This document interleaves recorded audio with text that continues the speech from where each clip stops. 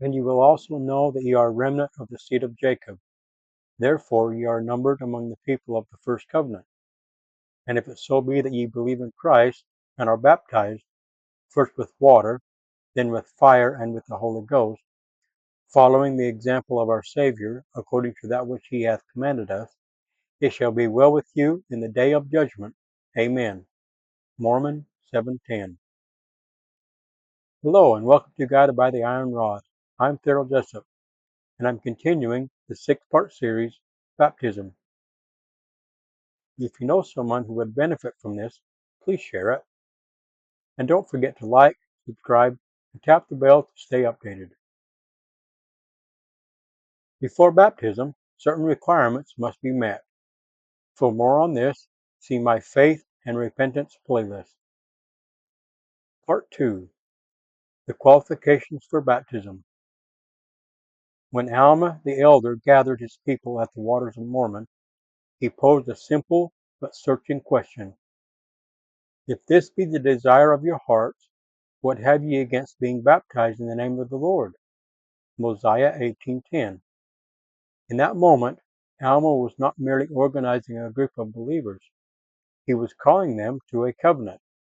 His words highlight the very heart of the qualifications for baptism: desire, faith, repentance, and a willingness to enter into a sacred promise with God.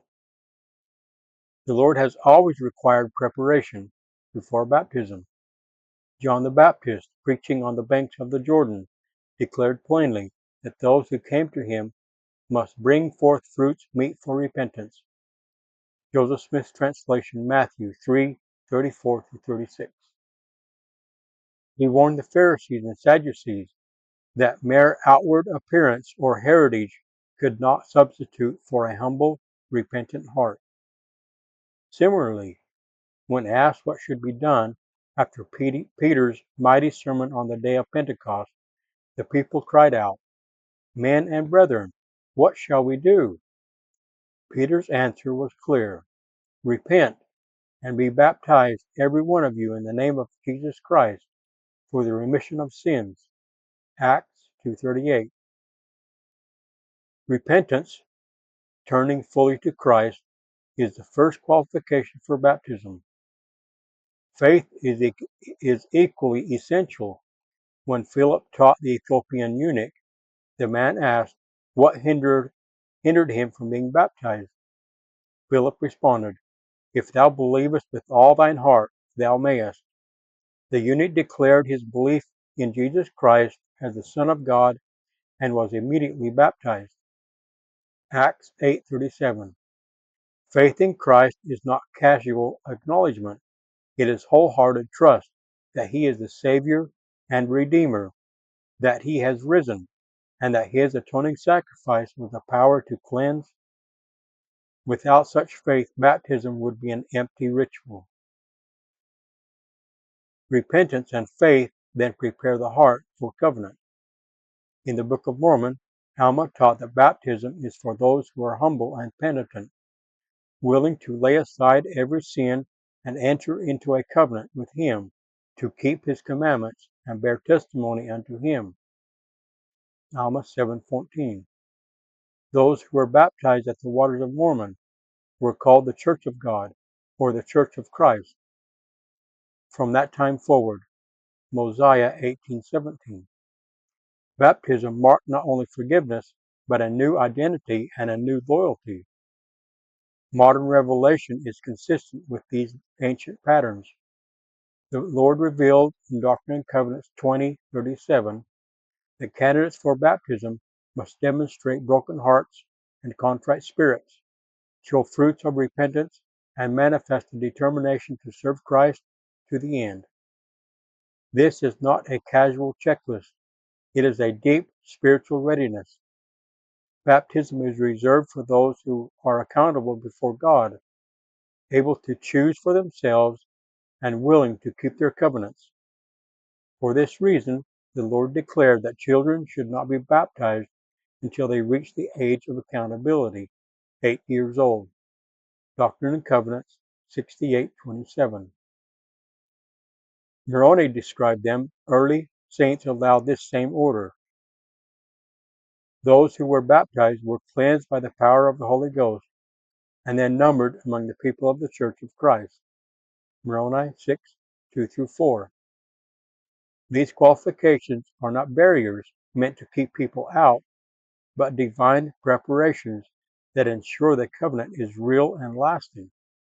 The Savior taught that unless a person becomes as a little child, submissive, meek, humble, willing to be led, they cannot enter into his kingdom. 3 Nephi 11:38, Mosiah 3:19. Baptism requires that same spirit of humility and submission.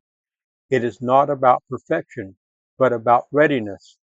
Readiness to leave behind sin. Readiness to trust Christ. Readiness to walk a new path. In our day, the qualifications remain unchanged.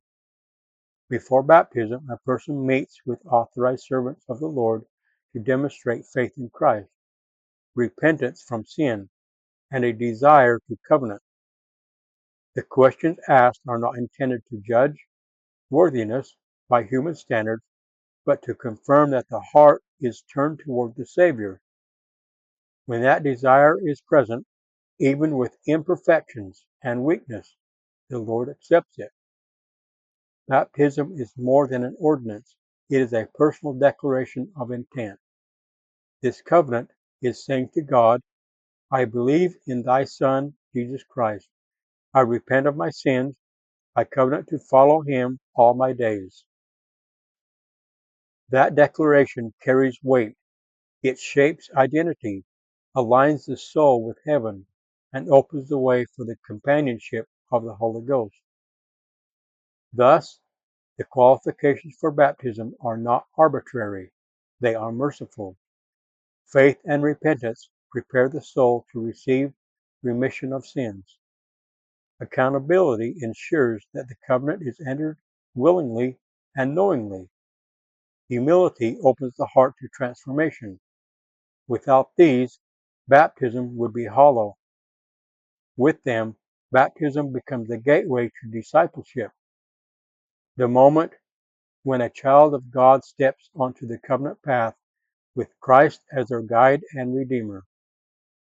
From the waters of Mormon to the font in our chapels today, the Lord's requirements remain the same: faith, repentance, accountability, and a willing heart. Those who come with those qualifications are prepared not only to be baptized in water, but to be changed by fire and by the Spirit, beginning a lifelong journey as disciples of Jesus Christ.